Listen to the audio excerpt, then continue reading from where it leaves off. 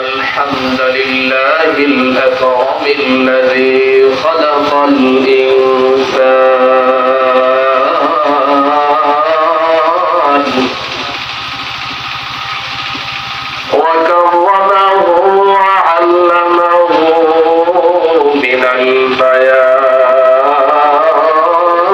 ما لم يعلم فسبحان الذي لا يحصى امتنانه باللسان ولا بالقلم ونشهد أن لا إله إلا الله وحده لا شريك له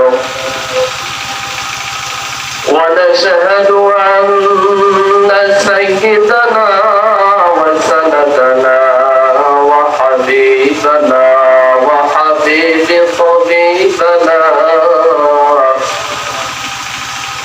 وطبيب قلوبنا ومولانا محمدا عبده ورسوله الذي أرسله الله تعالى بالحق بشيرا ونظيرا وداعيا إلى الله بإذنه وسراجا وقمرا منيرا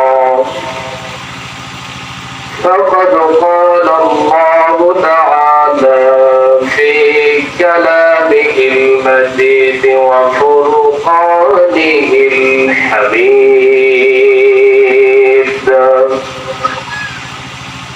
أعوذ بالله من الشيطان الرجيم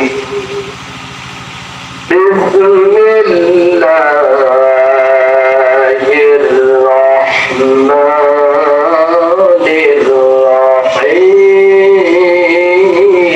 الرحيم يا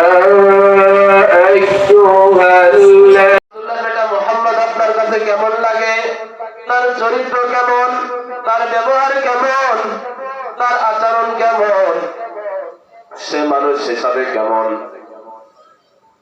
তখন তার চাচা জবাব দিচ্ছে, তামাম পৃথিবীর মধ্যে আব্দুল্লাহর বেটা মুহাম্মদের বড় ভালো চরিত্র, ভালো ব্যবহার, এমন সৎ মানুষ পৃথিবীতে আমি আর কোনদিন দেখি নাই। জোরে জোরে কোনটা একবার সুবহানাল্লাহ। আমার রাসূলের থেকে কি সৎ চরিত্রবান আর কেউ আছে? আমার রাসূলের থেকে ভালো মানুষের পৃথিবীতে আর কেউ আছে? না, নাই। এমন ভালো মানুষ কেউ